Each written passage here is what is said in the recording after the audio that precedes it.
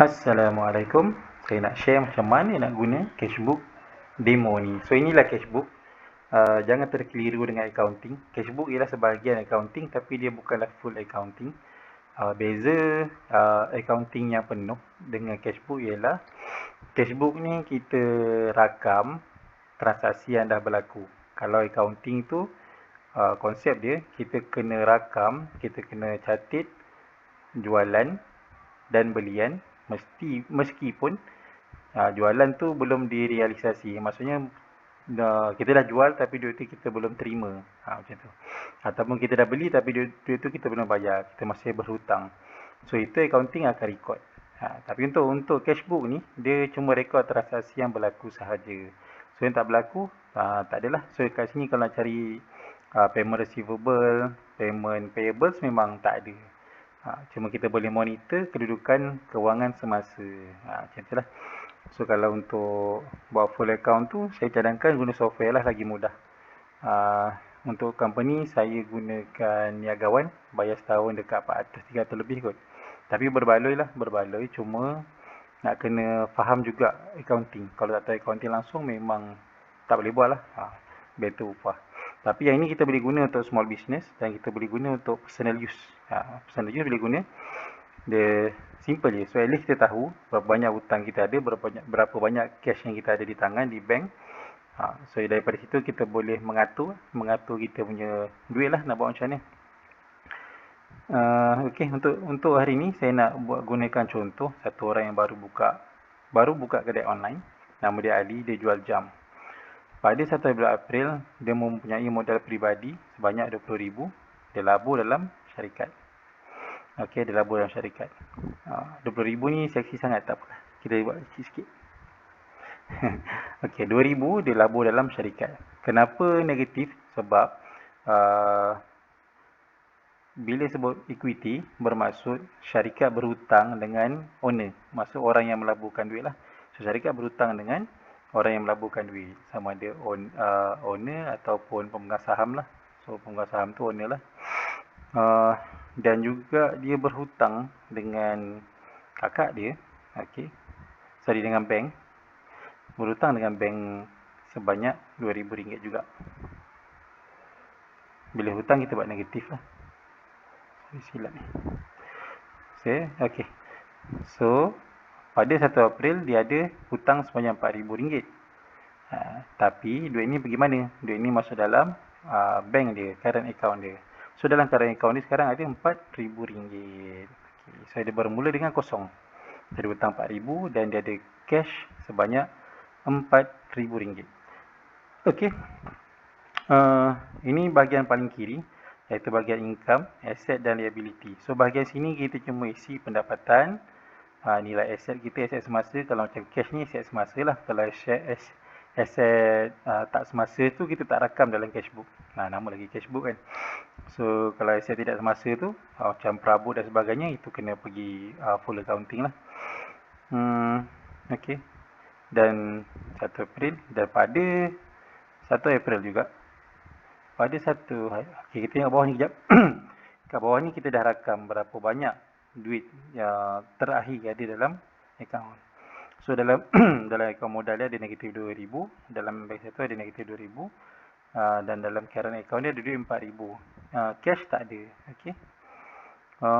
Pada 1 hari bulan 1 April juga dia dah mula berniaga.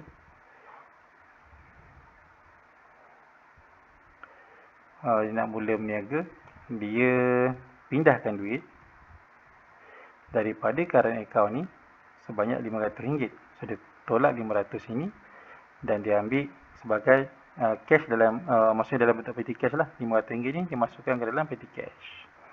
So di petty cash dia ada RM500. Kita transfer, keluar yang 500, masuk 500. Okay. Dan pada 1 hari bulan juga dia membeli stok 1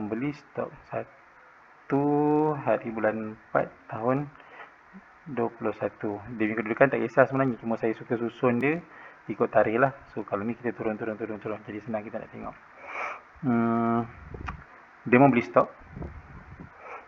stok atau kita kata inventory, stok lah senang. menggunakan duit daripada current account tadi. Ada lagi 3,500 kan, so bawah ni ada 3,500 lagi. Dia guna duit ni untuk beli stok. Beli stok sebanyak berapa? Sebanyak, kita kata 1,000 lah. Okay. Kat sini tak perlu tak negatif je walaupun duit keluar, sebab ini memang expenditure. Expenditure ni memang duit keluar, so tak perlu tak negatif. So kalau letak negatif kat sini bermaksud duit masuk, so dah tak betul lah. Kat sini cuma duit keluar sahaja bahagian tengah ni, expenditure. Dan bila kita dah keluarkan duit banyak 1,000, kita kena tahu duit 1,000 ni duduk kat mana pula, dia keluar tu ke mana. So kita kena isi ledger. Ledger sini cost of goods sold, inventory. Sekejap lagi saya terangkan kenapa COGS saya ada 4. Kadang orang buat satu je, saya ada 4. Stock. Okay. So dia ni, daripada stock ni beli masuk ke dalam inventory sebanyak RM1,000 lah. Dia kena sama. Okay. Ada juga okay, kita jangan meremehkan keadaan, kita maintain macam ni dulu lah. 1,000. Then dia ada keluarkan kos marketing juga, 1/4 21. Sorry. Sebab akaun Facebook dia masih baru, pada 2/4/21 dia membayar marketing FB Ads, bayar guna current account sebanyak RM40. Okay, RM40 dah keluar, pergi ke mana? Pergi ke marketing. Sinilah, mana tadi? Okay, RM40 di sini. Okay, dan daripada RM40 dia keluarkan, dia telah mendapat sales. Sales kita letak di sini, income, asset and liability. So sales pada 2 hari bulan 4 21, jual online. Sales, so tulis sales je, senang sikit. So nanti nak tahu sales yang mana, dalam filing lah. Filing tu susun ikut tarikh kita key in benda ni. So senang lah cari. Saya tak nak pergi terlalu rumit, nanti jadi confuse. Tapi terpulang lah, kalau nak rumit, letaklah sales model, jam model apa whatsoever sini kan, ataupun nombor invoice. Cuma nanti sebab ni tak fully automated, kita nak collect data sales tu jadi payah sikit. So, kalau kita tulis sales saja, kita boleh sortkan di atas, nanti kita tekan keluar semua sales dan kita dapat jumlah total jualan pada bulan tu. Okay, sales pada 2 hari bulan 4, orang bayar online sebanyak RM300. Pada 3 hari bulan 4 tahun 21, rezeki dia menjadi-jadi, alhamdulillah. Total sales pada hari itu ialah sebanyak 1,500. Dan pada 4 hari bulan 4 tahun 21, sales dia sebanyak berapa? Kita letaklah dalam 500. Sebab apa 500? Sebab lepas pada ni stok dia dah habis. Dan 500 ni orang kawan dia beli dekat kedai. Bukan kedai, kawan dia beli secara tunai, bagi duit 500, dia ambil tangan. So duduk dalam peti cash lah, duit tu RM500. Rakam dalam sini RM500. Okay, so pada bulan tu dia telah bermula dengan kosong sini. Dan di hujung bulan tu, kita anggap dah habis, tak ada buat apa-apa dah hujung ni. Dan pada hujung bulan tu dia berakhir dengan dia ada tunai sebanyak dia ada, bukan tunai, dia ada kita panggil apa lah, tunai dalam bank 4,260. Tapi overall nilai dia tu ialah 1,260, nilai bisnes dia tu. Dia punya asset apa? Itulah dia punya nilai bisnes tu. Total tunai dalam bisnes ni ada 1,260.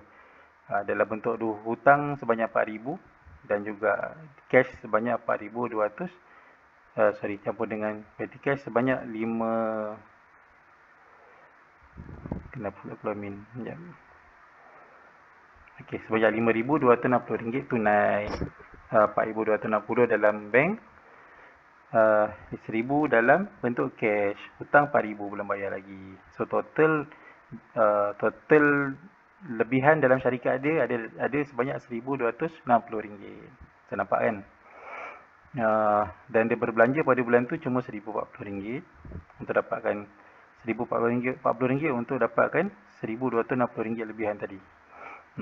Okey lah untuk bulan pertama kan. So COGS dia sebanyak RM1,040 tadilah. Okay, kita pergi kepada COGS selepasnya.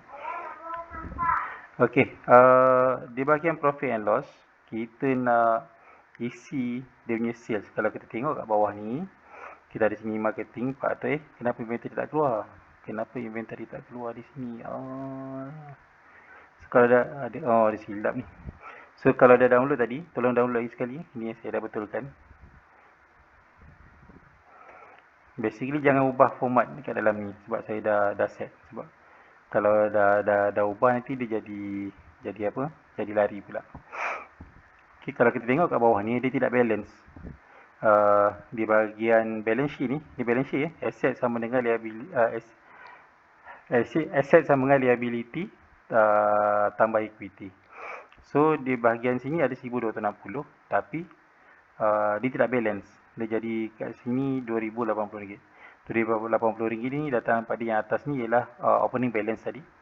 Opening balance kita pada mula bulan ada kosong. Dan sini ialah kita masukkan net profit pada bulan tu. So sepatutnya dia akan jadi sama, tapi kenapa tak sama? Sebab sales tak masuk lagi. So kita pergi pada cash book. Collect data sales sebanyak RM2,300. So kita just highlight je dekat bawah kanan ni ada tulis RM2,300. So pergi kepada profit and loss, tulis ni RM2,300. Jeng jeng jeng, sama ke tak? Tak sama. Mesti ada something wrong ni. Tengok balik.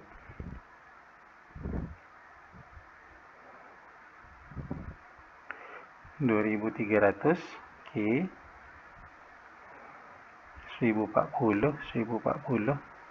Sepatutnya sama, tapi kenapa tak sama?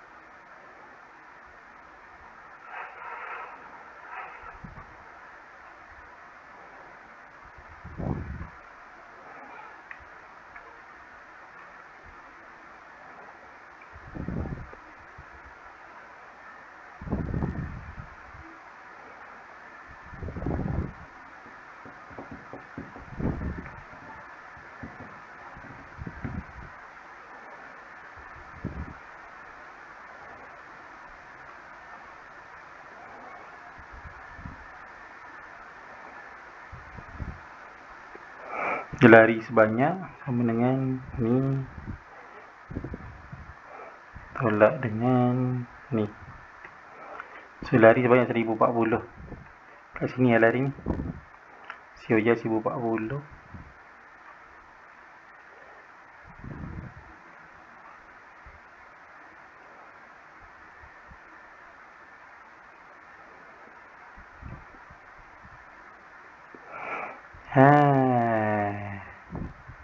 Okey lagi silap dia.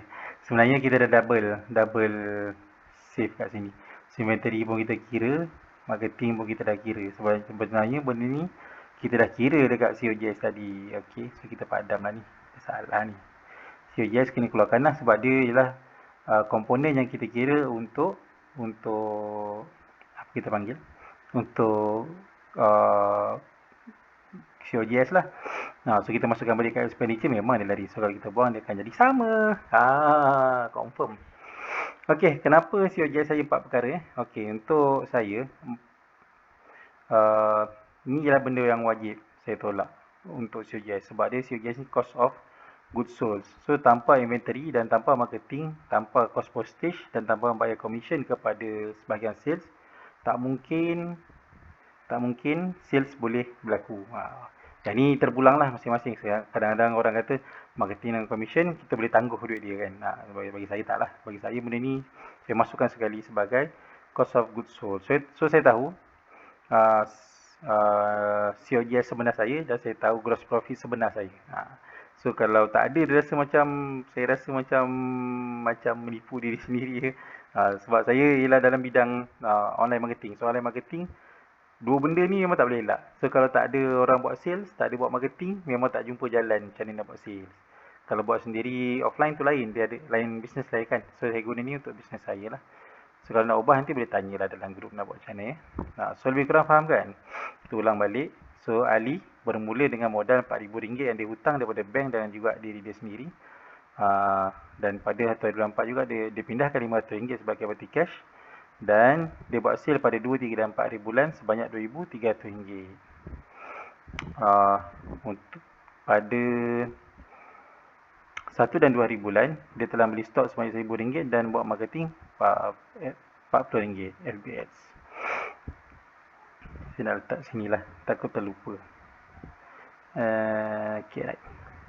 Okay, so ini ialah kos operasi yang lain ni. Yang lain ni saya panggil sebagai kos operasi lah, bawah ni. Kos operasi kita tolak untuk dapatkan net income. Okey, selesai itu saja. Kalau ada apa-apa soalan boleh tanya dalam grup. Sekian, terima kasih.